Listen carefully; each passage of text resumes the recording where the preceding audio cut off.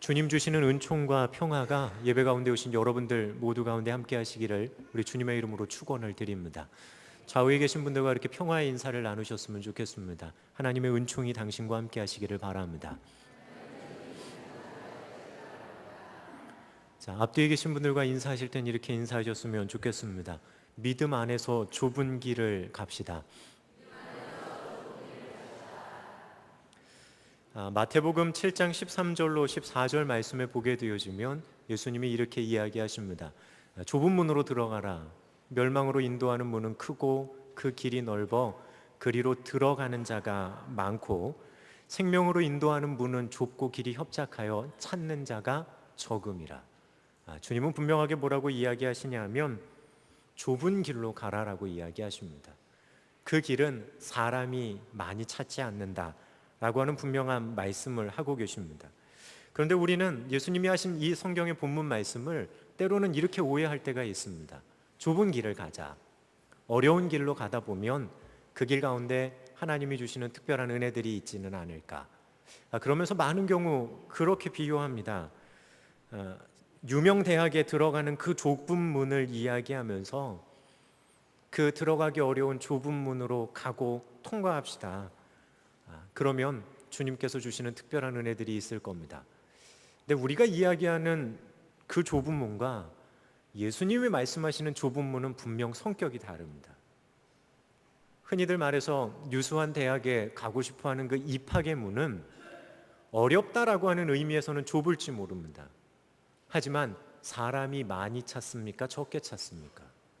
수 없는 사람들이 찾는 넓은 길임에 분명합니다. 단순히 들어가기 어렵다 그래서 그것이 모든 것이 다 좁은 문은 아닙니다. 또한 중요한 건 그 좁은 문을 통과하려는 의도입니다. 그 좁은 문을 통과하려는 우리들의 의도는 어디에 있습니까? 말은 하나님의 영광입니다 라고 입에 바른 이야기를 하지만 끝내는 그거 통과하면 자기를 위한 거 아닙니까? 자기의 이익을 위하고 자신의 명예를 위하고 자신의 좀 더 나은 삶을 살기 위해서 그래서 그 좁은 문 가겠다고, 그리고 수많은 사람들이 경쟁하는 가운데 거기를 비집고 들어가려고 하는 그런 우리들의 마음이 있는 것도 사실입니다. 자, 근데 그 좁은 문을 성경에서 예수님이 이야기하시는 그 좁은 문과 연해서 마치 그 문이 그분인 것처럼 생각해서는 안 된다라고 하는 사실입니다. 어떤 분들은 고생이다라고 하는 부분들을 생각하면서 젊어서 고생은 사서도 하지 않냐고, 그러니 우리 삶을 살아가면서 그 어려운 좁은 문들 선택할 수 있어야 된다고. 자, 삶을 살아가는 삶의 처세로서의 좁은 문에 대한 도전은 이해가 가지만 성경이 이야기하려고 하는 예수님이 말씀하시는 그 좁은 문과는 거리가 너무 크다라고 하는 겁니다. 우리가 좀 그 부분을 더 자세하게 살펴볼 수 있는 건 누가복음 13장 23절로 24절에 나오는 예수님의 말씀을 보면 더 잘 알 수가 있습니다. 어떤 사람이 여짜오되 주여 구원을 받는 자가 적으니이까 그들에게 이르시되 좁은 문으로 들어가기를 힘쓰라. 내가 너희에게 이르노니 들어가기를 구하여도 못하는 자가 많으니라. 예수님은 틀림없이 성경 본문 가운데서 이 좁은 문을 구원의 문과 함께 연해서 이야기하고 계시다는 겁니다. 성경이 말하는 좁은 문, 좁은 길은 구원의 길이고 구원의 문을 이야기하는 거지, 우리가 삶을 살아가면서 처세 가운데 어려운 거 선택하십시오, 어려운 길들 가십시오라고 하는 삶의 처세수라고 관련되어진 부분이 아닙니다. 오히려 더 철저하게 우리가 주님 바라보며 나가는 그 구원의 여정들, 신앙의 여정들 속에 나는 좁은 길을 택할 수 있고 좁은 문으로 들어갈 수 있는지를 우리에게 도전하고 계시다라고 하는 그 사실입니다. 삶의 자리에서 우리는 여러 가지 선택을 할 때가 있습니다. 특별히 성도로서의 삶을 살아가며 이런 선택 저런 선택을 할 때 여러분들은 어떤 선택을 하십니까? 분명한 건 성도로서라고 하는 전제가 있습니다. 그 전제 가운데 믿음 안에서 좁은 길을 가시는 겁니까? 아니면 겉으로는 좁은 길을 선택하는 듯 하지만 속으로는 무엇인가 자신의 성공을 그 뒤에 숨겨놓고 어려운 길 가야죠 라고 하는 그런 이야기를 여러분들 삶에 하고 계시진 않으십니까? 오늘 성경의 본문의 말씀을 살피면서 이 부분이 우리에게 주는 교훈과 도전을 잠시 여러분과 함께 나누어 보려고 합니다. 지난 시간 저희는 바나바와 함께 더베로 가서라고 하는 제목으로 말씀을 생각을 해봤습니다. 돌에 맞아 죽은 줄로 알았던 바울이 일어납니다.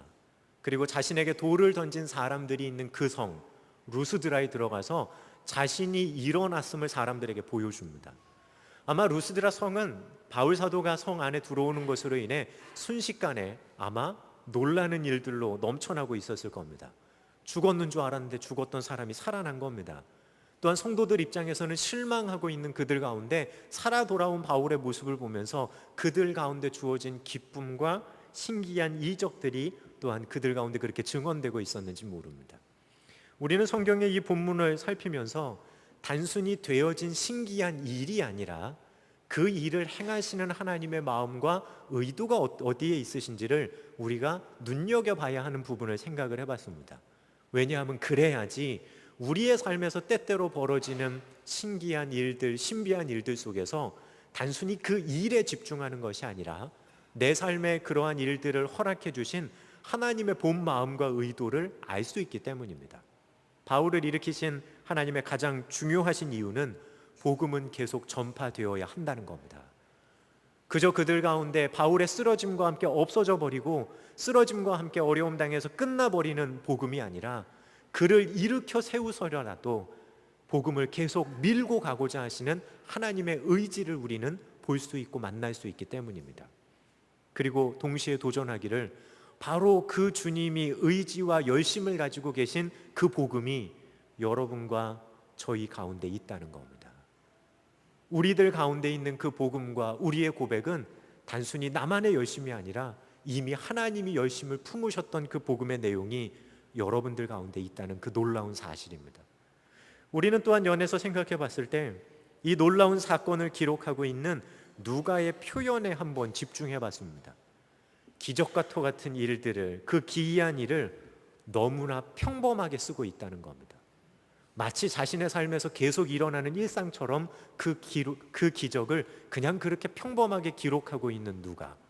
우리는 그 모습을 살피면서 기적이 일상이 되는 삶이 무엇인지에 대한 의미들을 저희가 생각을 해봤습니다. 기적이 일상이 된다라고 하는 말의 의미를 단순히 놀라운 사건이 내 삶에 몇 번 일어났는지 횟수에 집중하는 것이 아니라 단 한 번의 사건이 일어나더라도 그 사건을 통해 하나님이 우리에게 주시고자 하는 그 말씀의 의미들, 하나님의 뜻을 우리들 삶 속에 받고 있다면 그것이 진정한 의미에서 하나님이 베푸신 그 신기한 신비가 내 삶의 일상이 되어진다는 사실입니다. 진정한 의미에서 그것이 기적이 일상이 되는 삶입니다. 횟수만 여러 번 일어난다고 해서 그것이 일상이 되는 것이 아니라 그 일을 행하시는 그 주님의 마음이 우리들 삶 속에 녹아들게 되어질 때 기적의 일상화가 일어나는 겁니다. 그러면 기적에 대한 횟수에 집중하기보다는 그때부터는 베풀어 주신 그 은혜 붙들고 평생을 갈 수 있는 겁니다. 지금 바울 사도를 움직여가는 기적이 어디서 시작됐다고 여러분 생각하십니까? 복음과는 가장 멀리 있고 정반대에 있었던 그를 다메섹에서 신비하게 한 번 만나 주신 그 사건이 바울의 평생의 그를 끌고 가는 원동력이 되는 겁니다.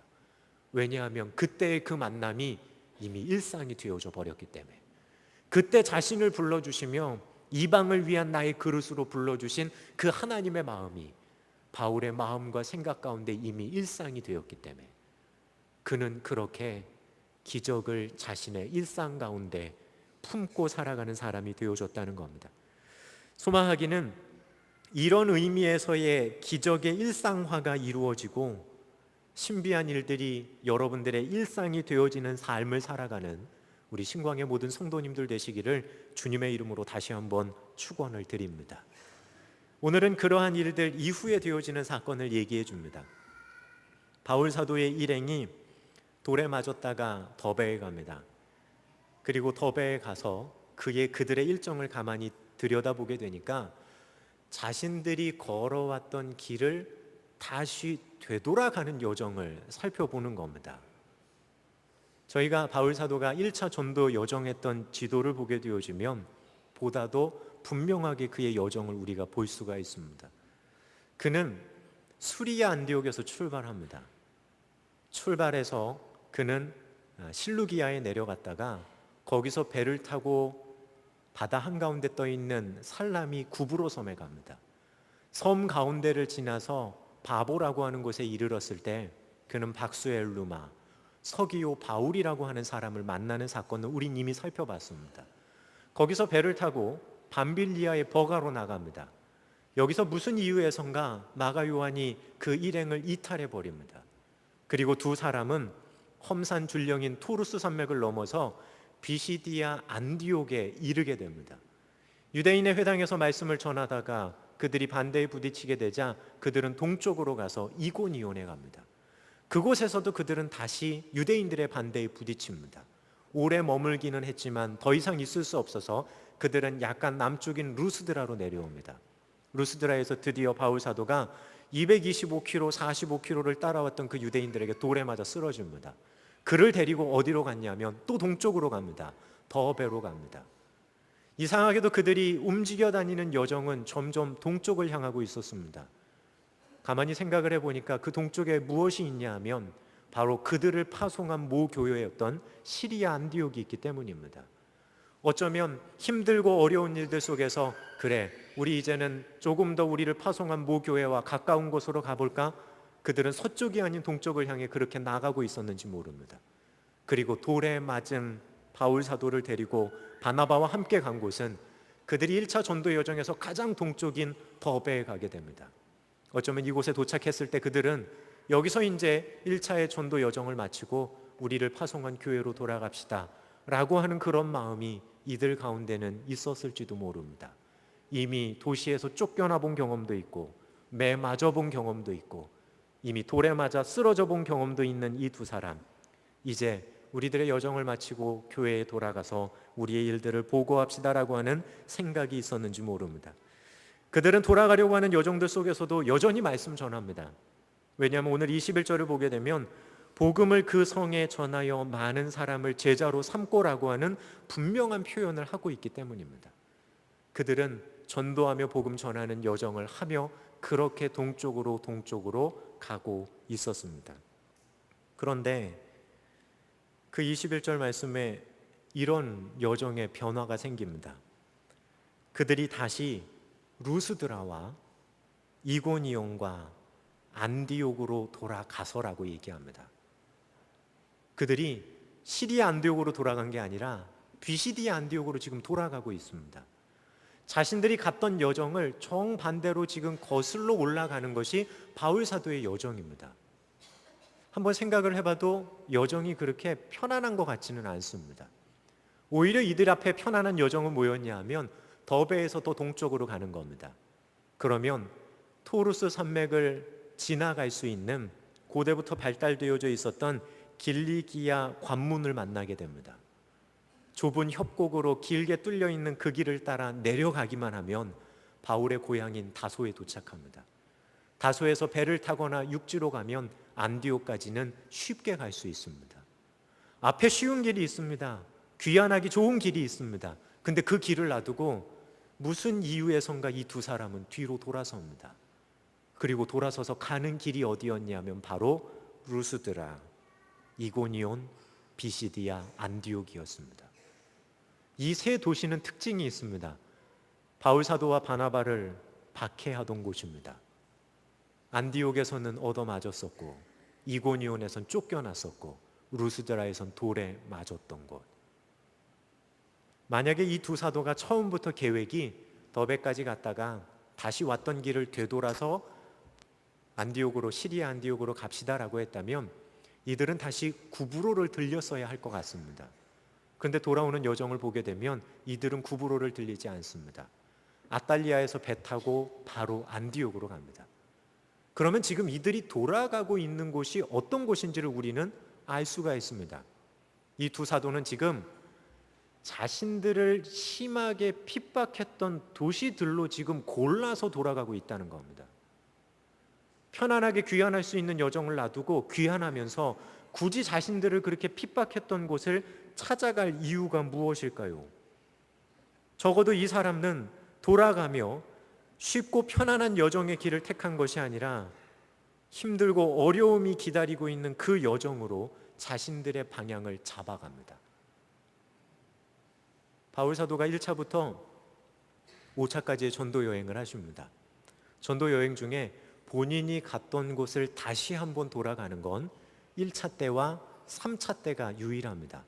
3차 때는 마게도냐 지역과 아가야 지역을 저희가 이제 후에 살펴보겠지만요, 가셨다가 다시 돌아옵니다. 그때는 뭐 박해받아서 도시들을 오가시는 것이 아니라 본인들이 2차에 이미 갔던 도시들을 다시 한번 다니시는 겁니다. 근데 1차 때만큼은 돌아가면은 분명한 이유가 보입니다. 뭐냐 하면 자신을 박해한 도시들로 가는 겁니다. 이미 그곳에서 시작되는 작은 교회들, 그 연약한 교회들, 여전히 핍박하고 있을 그 사람들, 그 가운데서도 믿음을 지키며 있는 그들이 여전히 박해 가운데 있을 것을 누구보다도 잘 알고 있었던 이 두 사람은 편한 여정이 아닌 그 좁은 여정의 길들로 스스로 그 방향을 돌려 나가고 있다는 겁니다. 한번 여러분 생각해 보십시오. 더베에서 그냥 비시디아 안디옥 돌아가는 것이 아니라 시리아로 돌아가려고 그들이 갔다고 해서 손가락질 할 사람이 있겠습니까? 여러분이면 손가락질 하실 수 있겠습니까? 이미 얻어맞고 돌에 맞고 쓰러진 경험들 다 가지고, 그리고 귀환에 오는 선교사 일행을 향해 여러분들 왜 거기 고난당하는 교회 가운데 안 머물러 있냐고 손가락질 할 사람이 있겠습니까? 제가 시리아 안디옥의 성도라고 해도 그러지 못할 겁니다. 그럼에도 불구하고, 그렇게 돌아간다고 해서 비난할 사람이 없음에도 불구하고 이 두 사람은 그 길이 아닌 자신들을 박해한 도시로 돌아가는 여정을 선택합니다. 어떻게 이런 결정을 이 사람들은 할 수 있었을까요? 틀림없이 결정을 내리는 건 이 두 사람입니다. 강요되어진 거 없습니다. 그럼에도 불구하고 그 결정을 내리고 돌아가는 그들의 모습을 보게 되어지면, 그들은 그 결정을 함에 있어서 자기를 먼저 생각하는 것이 아니라 주님을 먼저 생각했던 사람들임을 저희는 볼 수가 있습니다. 자기를 생각하는 것이 아니라 그들은 교회를 먼저 생각하는 사람들이었다는 겁니다. 자기의 자존심이나 자신의 고난을 생각하는 것이 아니라 그들은 이제 복음을 받아들여 모여있는 그 연약한 사람들의 모임인 그 교회를 기억했다는 겁니다. 그들이 그런 결정을 할 수 있음은 아마 그들이 주님 앞에 나가며 있을 그 시간, 하나님의 임재 가운데 누구보다도 가장 가까이에 있었기 때문에, 누가보다도 그 하나님의 임재하심을 분명하게 느끼고 있었기 때문에 그들은 그런 결정을 하고 있는지 모릅니다. 그냥 가도 되어질 길에서 자신들이 지금까지 걸어왔던 그 선교의 여정에 그들은 마지막으로 최선을 다하는 겁니다. 그들은 자신에게 맡겨진 그 사명 가운데 최선을 다하고 정성을 다하고 뜻을 다하는 것, 그것이 그들로 하여금 돌아가게 하는 겁니다. 그냥 나가도 상관없습니다. 하지만 그들이 돌이켰던 이유는 그들의 마음에 그 정성이 있었기 때문에, 주님께서 맡겨주신 그 일에 대한 그들의 그 최선의 마음이 있었기에 그들은 돌이켜 갑니다. 자기의 성취를 위해 미련이 남아있어서 그곳에 간 거 아닙니다. 오히려 그곳에 가게 되면 자기를 희생해야 될지도 모르는 상황입니다. 이미 경험을 통해 그 도시의 분위기는 이들이 누구보다 잘 압니다. 오히려 자기 성취가 아닌 자기 희생과 자기 드림이 드려질지도 모르는 그 현장으로 이 두 사람은 방향을 잡습니다. 분명한 건 이들은 좁은 길을 지금 가고 있다는 겁니다. 이들은 분명 더베에서 좁은 길을 선택했다는 겁니다. 단순히 어려운 길 선택했어라고 우리가 생각하기 쉬운데, 우리는 여기서 조금 더 생각을 해볼 필요가 있습니다. 여러분들이 좁은 길이야 넓은 길이야 라고 하는 걸 선택할 때 여러분은 어떤 상황에서 그런 이야기를 많이 하십니까?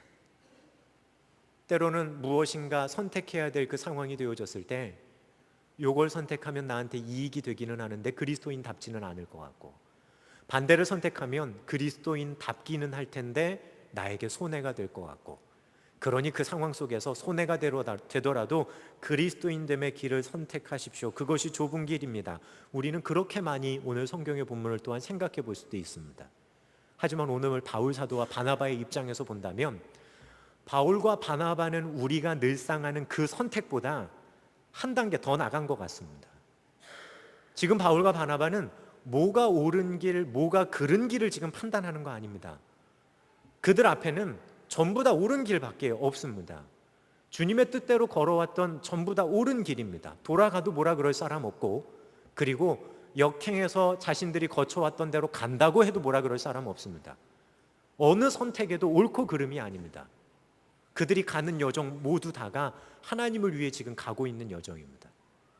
하지만 이 두 사람은 그렇게 올바른 길을 가고 있는 여정 가운데서도 뭘 판단하냐 하면 조금 더 성실하고 조금 더 최선을 다할 수 있는 길이 어딘가를 결정하는 겁니다. 내가 조금 더 힘들지라도 끝까지 최선을 다할 수 있는 그 여정을 이들은 잡습니다. 내가 희생할지라도 내가 성실히 내 삶을 다해 뜻을 다해 목숨을 다해 주님을 따르는 길이 어딜까? 이들은 그 판단을 내리는 겁니다. 그리고 돌아섭니다. 그러니 단순히 이거 착한 길, 이거 악한 길, 이거 주님이 원하시는 길, 주님이 원하시지 않는 길, 그거를 가지고 판단하는 우리보다는 이미 한 단계 앞에 더 나가 있다는 겁니다. 여러분들의 삶의 여정들 속에 어떠십니까? 주님의 길을 온전히 걸어가며 주님의 길로 올곧게 가는 여정들 가운데 주님 더 원하시는 그 일이 어딥니까의 마음을 두십니까? 때로는 남들 편안한 길 보내며 의도적으로 주님, 제가 이 어려운 길 가운데 가겠습니다라고 하는 판단이 있으십니까? 오히려 지쳐있고 힘들어하는 사람들에 대해서는 조금 편안한 길로 가라고 양보하며 그들을 보내면서도 여러분들은 그 남은 자리에서 그 어려운 일들 감당하는 쪽으로 여러분들의 삶을 잡으십니까? 어디로 간들 비난할 사람 없습니다. 하지만 주님 안에서 오히려 더 좁은 길을 선택하며 더 최선과 정성을 다할 수 있는 그 길을 결정할 수 있다는 것, 그것이 바로 오늘 바울과 바나바가 내리고 있는 결정이기 때문입니다. 이들이 가고 있는 이 좁은 길, 우리가 보기에는 좁은 길로 보여질 겁니다. 하지만 우리의 시선을 이제는 좀 바꿔야 될 것 같습니다. 좁은 길이지만 그 길은 높은 길입니다. 좁을지는 모릅니다.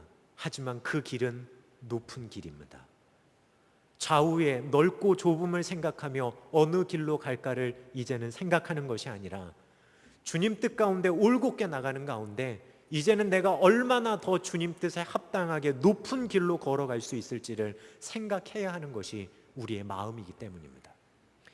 실제로 하박국서 선지자는 이런 이야기를 합니다.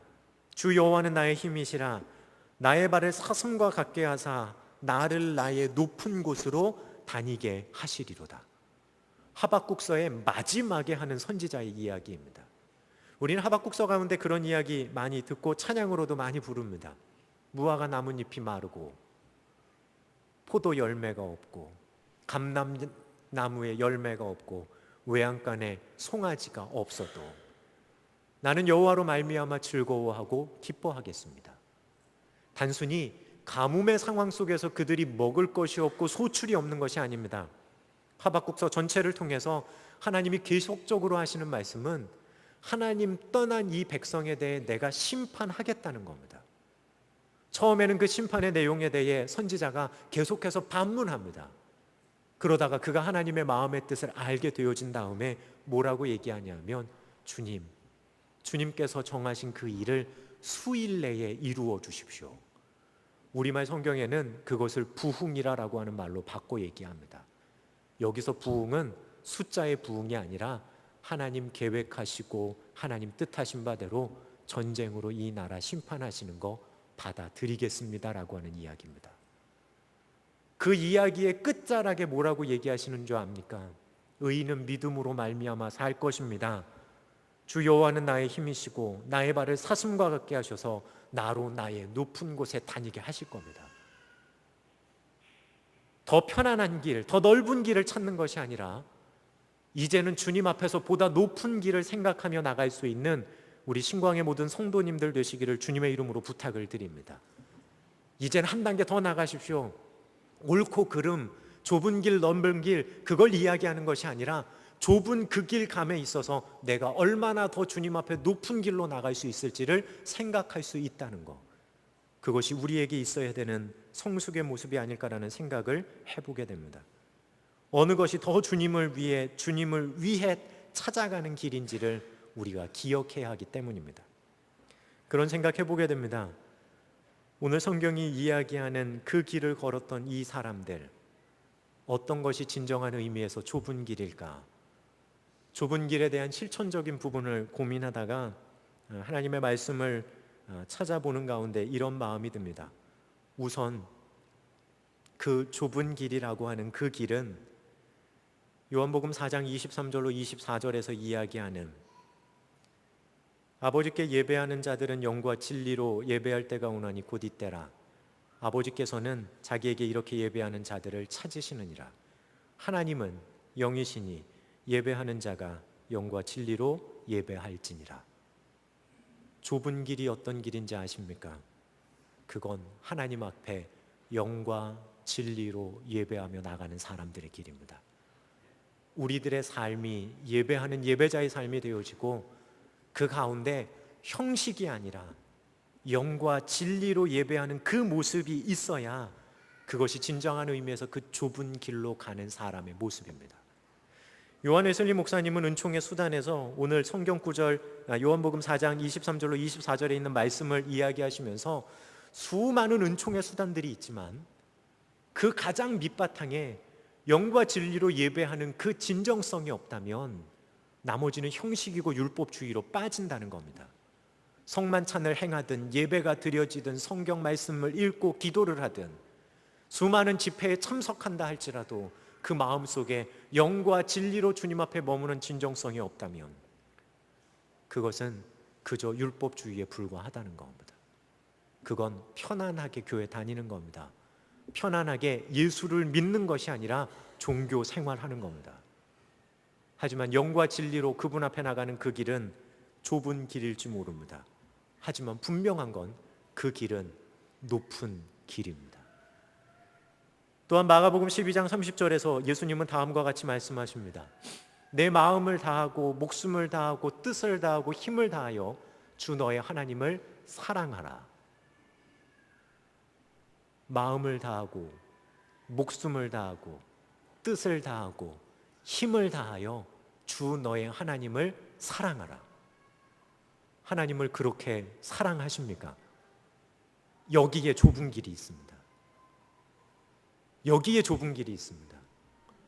그리고 주님 원하시는 높은 길이 여기에 있습니다. 단순히 교회 편안하게 오갑니다에 있지 않습니다. 나 편안하게 예수 믿습니다에 있지 않습니다. 그 소중한 은총을 값싼 것으로 바꾸는 데 있지 않습니다. 우리의 마음과 목숨과 뜻과 힘을 다하여 주님을 사랑하는 것, 그렇게 정성을 다하고 최선을 다하는 그 모습 가운데 좁은 길이 있고 높은 길이 있는 겁니다. 소망하기는 그 길 걸어가는 여러분과 제가 되기를 소망합니다. 이 말씀을 읽어가며 이 말씀의 뜻을 어떻게 이해할 수 있을까 생각하며 고민하며 어떻게 받아들이지 않은 그런 의문들이 늘상 있었습니다. 그러다가 뜻하지 않게 영화 한 편을 봤습니다. 그리고 그 영화 한 편 가운데 사서 가운데 하나인 중용에 나오는 한 구절이 나오는 겁니다. 그 구절을 가만히 듣고 있자니 심지어 옛 동양의 사람들도 무엇인가 일을 하나 함에 있어서 이렇게 정성에 대한 이야기를 하는데 하나님 앞에서 마음과 목숨과 뜻과 힘을 다한다는 걸 도대체 어떻게 지금까지 어느 정도로 받아들이고 있었나 라고 하는 그런 반성을 해본 적이 있습니다. 한번 여러분들 가만히 들어보십시오. 중용의 23장에 나오는 구절입니다. 그 다음은 한쪽으로 지극히 함이니 한쪽으로 지극히 하면 능히 성실할 수 있다. 성실하면 드러나고 드러나면 더욱 드러나고 더욱 드러나면 밝아지고 밝아지면 감동시키고 감동시키면 변하고 변하면 화할 수 있으니 오직 천하의 지극히 성실한 분이어야 능히 화할 수 있다. 그냥 원문을 직역해 놓으면 이런 뜻이 된다 합니다. 근데 그 영화 가운데서는 이 직역해 놓은 말을 다시 한번 현대인들에게 맞게 그렇게 대사를 썼습니다. 여러분들 한번 가만히 들어보십시오. 작은 일도 무시하지 않고 최선을 다해야 한다. 작은 일에도 최선을 다하면 정성스럽게 된다. 정성스럽게 되면 겉에 배어나오고 겉에 배어나오면 겉으로 드러나고 겉으로 드러나면 이내 밝아지고 밝아지면 남을 감동시키고 남을 감동시키면 이내 변하게 되고 변하면 생육된다. 그러니 오직 세상에 지극히 정성을 다하는 사람만이 나와 세상을 변하게 할 수 있을 것이다. 심지어 동양에서도 이렇게 얘기합니다. 나를 위해 자신의 목숨을 내어주신 그분을 따라가는 우리의 믿음의 고백 가운데 이것보다 더 성실하며 더 최선을 다할 것에 대한 이야기를 분명코 하고 있습니다. 내 마음을 다해라. 내 목숨을 다해라. 내 뜻을 다해라. 내 힘을 다해라. 그렇게 너를 사랑하신 주님을 사랑해라. 이것이 최선을 다하는 삶입니다. 이것이 성실한 삶입니다. 이것이 정성을 다하는 그리스도인의 삶의 모습입니다. 끝내 그렇게 살아가는 사람만이 좁은 길로 나아갈 수 있습니다. 끝내 그렇게 살아가는 사람만이 좁은 길에서 높은 길로 나아갈 수 있습니다. 사랑하는 신광의 성도 여러분, 단순히 선택의 길 가운데 선악의 길 선택하는 그 수준이 아니라 더 나가십시오. 이미 선택되어진 하나님 앞에 그 길 가운데서 좁은 길로 나가십시오. 그리고 더 나가 높은 곳으로 가십시오. 그래서 주님께서 우리에게 주시는 그 뜻을 우리의 삶에 담아내며 이 땅 가운데 세상을 밝히고 그리스도의 향기를 드러내는 그 좁고 높은 길의 여정 가운데 정성을 다해 나가는 우리 신광의 성도 여러분들, 여러분과 제가 되기를 간절히 소망합니다. 기도하겠습니다.